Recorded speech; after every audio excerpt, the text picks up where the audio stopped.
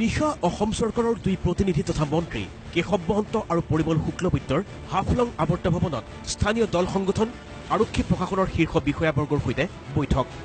গুলীচালনাৰ ঘটনাৰ নিৰপেক্ষ তদন্তৰ লগতে দোষীৰ বিৰুদ্ধে যথোচিত ব্যৱস্থা গ্ৰহণৰ আশ্বাস ৰাজ্য চৰকাৰৰ। আৰু এই আশ্বাস পূৰণৰ বাবে চৰকাৰক ৩টা দিনৰ সময়সীমা বান্ধি দি ডিমা হাছাও জিলাৰ সকলোবোৰ প্ৰতিবাদী কাৰ্যসূচী প্ৰত্যাহাৰ কৰে দল সংগঠনবোৰে।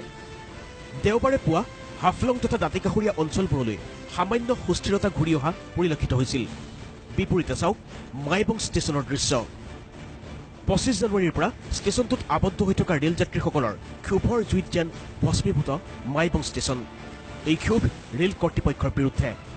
আৰু দেওবাৰে পুৱা সুকলমে শিলচৰত উপস্থিত হোৱাৰ পিছতো ৩টা দিনে মাইবং ষ্টেচনত আবদ্ধ হৈ থকা ৰেল যাত্ৰীসকলৰ মুখত শুনা গ'ল ৰেল কৰ্তৃপক্ষৰ বিৰুদ্ধে নিষ্ক্ৰিয়তাৰ অভিযোগ। रेलवे के साइड से हमको कुछ नहीं मिला है सर। हमको जो भी मतलब सुविधाएं दी गई है सिर्फ वहाँ के जो आसाम रेजिमेंट आर्मी थी वो आर्मी की तरफ से सुविधाएं दी गई है। 3 दिन माने ताते ठका हल तारपिছত তেওঁলোকে ক'লে যে গাড়ী দিম কিন্তু গাড়ী নিদিলে। কটকটীয়া নিৰাপত্তা বেষ্টনীৰ মাজেৰে ডিমা হাছাওৰ পৰা চৰকাৰে স্থলপথেৰে লৈ যোৱা ৰেল যাত্ৰীসকল দেওবাৰে পুৱা উপস্থিত হৈ গৈ শিলচৰত। কিন্তু বিগত 3টা দিনৰ সেই ভয়াৱহতাৰ কবলৰ পৰা যেন এতিয়াও মুক্ত হ'ব পৰা নাই এইসকল ৰেল যাত্ৰী। কিন্তু ইমানৰ পাছতো যেন প্ৰশ্ন প্ৰাসংগিক হৈ ৰৈছে কি পৰিস্থিতিত মাইবঙত দুজনকৈ প্ৰতিবাদকাৰীয়ে প্ৰাণ দিবলগীয়া হ'ল। গুলী চলোৱাৰ বাহিৰে কোনো বিকল্প পথ নাছিল নে আৰক্ষীৰ হাতত? প্ৰতিদিন টাইমৰ এই প্ৰশ্নৰ উত্তৰত জিলাখনৰ উপায়ুক্তই কি ক'লে শুনক। 806জন সেই ৰেলৱে পেছেঞ্জাৰ সেই ট্ৰেইনখনত আছিল। ট্ৰেইনখনৰ পেছেঞ্জাৰ ট্ৰেইনখনৰ ক্ষতি সাধন কৰিছে আৰু গোটেই ট্ৰেইনখনৰ চাৰিওফালে তেওঁলোকে ডিজেল আৰু পেট্ৰল লগাই ট্ৰেইনখন জ্বলাই দিবলৈ পৰিকল্পনাৰ চেষ্টা চলাইছিল। অসম আৰক্ষীৰ অতিৰিক্ত সঞ্চালক প্ৰধান পল্লৱ ভট্টাচাৰ্যই ক'লে ঘটনাৰ তদন্তৰ কথা। এইটোৰ ওপৰত আমি নজৰ ৰাখিছোঁ আৰু আশা ৰাখিছোঁ যাতে পৰিস্থিতিটো ভাল হৈ যাব আৰু এইটো কিছুমান এণ্টি ছ'চিয়েল এলিমেণ্টৰ উদ্যোগতহে এনেকুৱা ধৰণৰ কামবিলাক হৈ আছে বুলি আমি ভাবোঁ।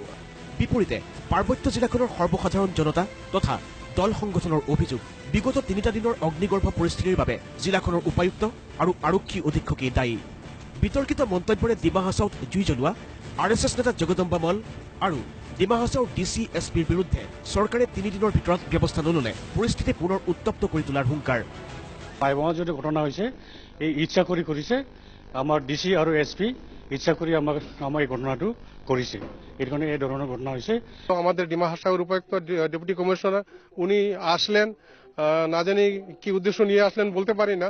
উনি এসেই পরিস্থিতি নিয়ন্ত্রণ থাকা অবস্থাতেই উনি লাঠি চার্জ অর্ডার করেছেন।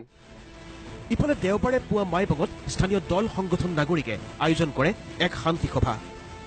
তাৰ মাজতে বিয়লি 3 বজাৰ পৰা পুনৰ মাইবঙত সান্ধ্য আইন বলবৎ কৰে প্ৰশাসনে। আনহাতে ডিমা হাছাওৰ সমগ্ৰ ঘটনাৰ নিৰপেক্ষ তদন্তৰ দাবীত শনি আৰু দেওবাৰে বিভিন্ন দল সংগঠনে ৰাজ্যজুৰি পালন কৰে বিক্ষোভ। কাৰ্বি আংলঙৰ খেৰণিত দল সংগঠনৰ প্ৰতিবাদী সমদল। ডিমা হাছাও কাণ্ডৰ প্ৰতিবাদত অভয়াপুৰীত মুখ্যমন্ত্ৰী সোণোৱালৰ পুতলিকা দাহ কৰে ছাত্ৰ মুক্তি সংগ্ৰাম সমিতিয়ে।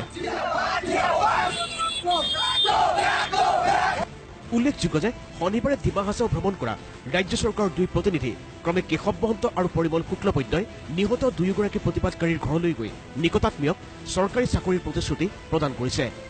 হাফলঙৰ পৰা পংকজ টেমুঙৰ সহযোগত কেমেৰা পাৰ্চন গণেশৰ সৈতে পাৰ্থপ্ৰতিম বৰুৱা আৰু ব্যুৰো ৰিপৰ্ট প্ৰতিদিন টাইম।